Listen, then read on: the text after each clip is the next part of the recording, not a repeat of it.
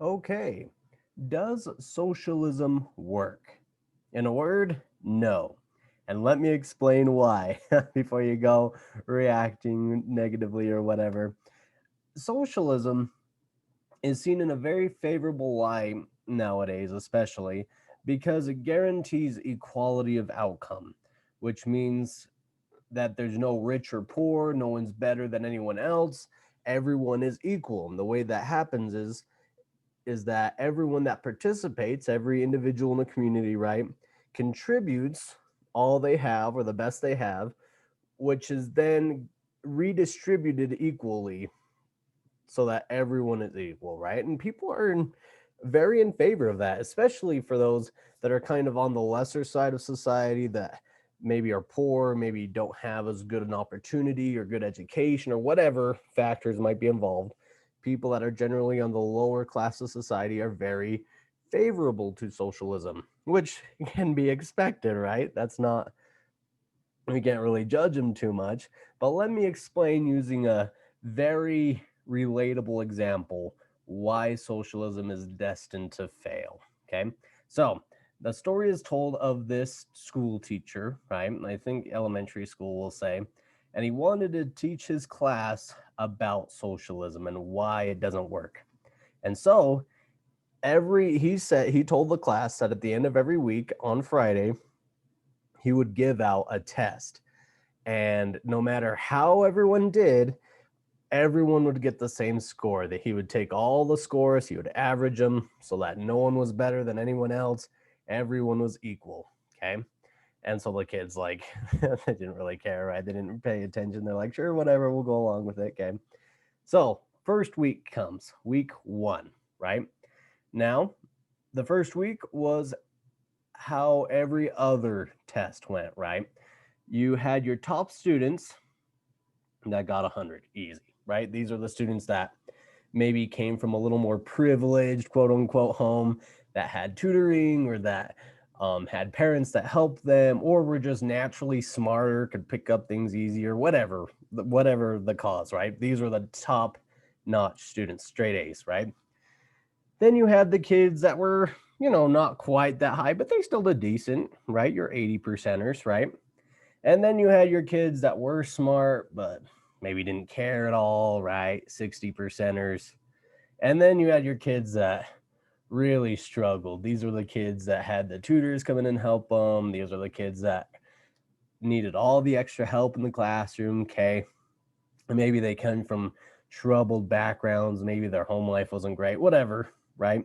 But these kids were failing, right? 50%, just really rough. Okay. So this was about how they normally performed, right? You had a spread of anywhere 50, 40% to about 100%, right? That was the normal spread of test scores in this class. Well, you average all that out, it came out to be about 85%. Now, that for a class average is pretty darn good, right? Pretty fantastic. It's higher than all three of these guys, right? For the 100 percenters, it's kind of annoying, but it's not that bad. I mean, dropping from an A to a B is, I mean, it's not the greatest, but it's tolerable, right? For these guys, though, that is right where they usually get. For the 60 percenters, that's a huge improvement. And for these bottom kids, holy crap, that's the best score they've ever had in their life. It's freaking amazing, right? So everyone, if not loves, accepts it, right? Even the straight A kids, maybe there's that one straight A kid that's like, hey, I want to be 100% or whatever, but he accepts it. And so overall, the class really likes this, okay? And if it stayed this way, it would be awesome, right? If you got an 85%, if every single kid got an 85% on every single test, that would be phenomenal. The problem is, though, that this is the peak. This is the highest it's ever going to be. Let me show you what happens. You can probably guess. Week two comes. The 100 percenters, still 100%. These guys believe in the system. They are taught at home that they need to succeed in school in order to succeed in life, whatever, They're still working really hard. So they still get 100%. The 80 percenters, these are the kids that do kind of their homework, right? They start to slip a little bit, 75%. The other kids, the ones that the 25th percentile, I guess we'll say, these guys slip also. They're down to 50%. And then the 50 percenters, they don't even show up anymore. They just sloughed, right? That's school. Why should they go? They're going to get an 85% on their test anyway. Why should they go take it? So average it all out. Beep, up, beep, beep, boop. 75% now on the test, right? Now, this really annoys the straight A kids, okay? They're like, that's a C. Like, we just dropped a whole letter grade, right? The 75 percenters, that's exactly what they would have gotten normally. So they don't care. Still, a higher improvement for these kids. They went from a 60, they're still getting a 75. And these kids love it. They don't have to do anything now. And they're still getting a passing grade, right? Pretty awesome. Okay. Week 3 happens. Okay. These 100 percenters still get 100%. They're still fighting. They still believe in education.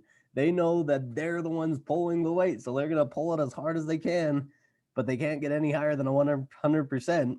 So they're doing their best.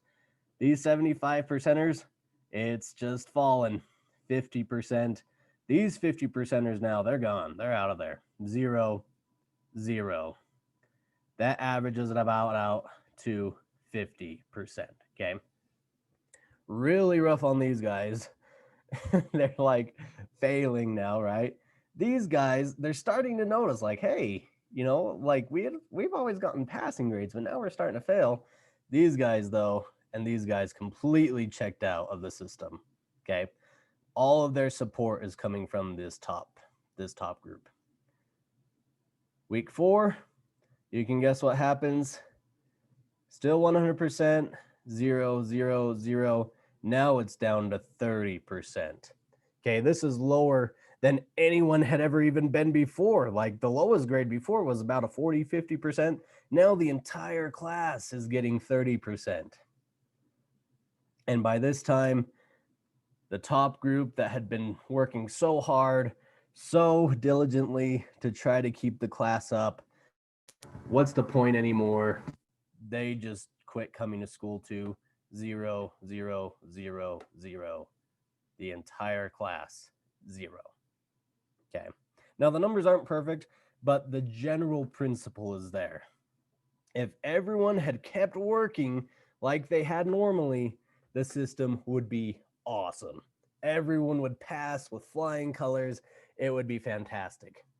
The problem is, though, when you take away that individual reward, when you take away that accountability, where then is the incentive to keep working and putting forth your best effort? It's no longer there. Some kids keep doing it out of principle, but more and more, as kids are rewarded for their lack of effort, it just gradually declines until there's absolute devastation, right? And you see this in every single country that's tried to apply socialism. There's an immediate peak and everyone loves it, and everyone's like, oh my gosh, this is the greatest thing ever. We're lifting millions of people out of poverty. This is fantastic. But inevitably, that peak is as high and as prosperous as it gets, because then it just slowly starts decaying, slowly, until you're far worse off down here than you ever were up here, right? Now, I believe in the power of individuality. I believe that when people believe they can achieve and they assume that responsibility, that you can become anything you want to be. It's pretty amazing. But when people are punished, quote unquote, for working so hard in order to reward people that aren't working hard, that drags the very people that are contributing down until there's nothing left. Now, of course, in every single society, there's going to be people that are really disadvantaged, right? You're going to have people that are disabled. You're going to have that mother has 6 kids that suddenly has cancer and she really needs help. Obviously, every single society is going to have those people and we really need to help them, right? But there is a fine balance between helping those that really need it and allowing those that could work to slough off, because that would drag the whole toll. This is I'm not trying to be politically biased or anything. This is just math, right? If you removed the human element from it and everyone worked without laziness, without jealousy, without without all those things that cause people not to work, socialism would be fantastic. Unfortunately, people are naturally inclined to be lazy, to be jealous, to take advantage of other things, right? And that's why capitalism, when individual effort is rewarded, that societies tend to flourish so much more than socialism. Everyone's equal right here, equally poor. And I would rather have there be inequality and prosperity than equality and poverty. Equality of opportunity does not necessarily equal equality of outcome. Anyway, so those are my thoughts about why socialism does not and never will work.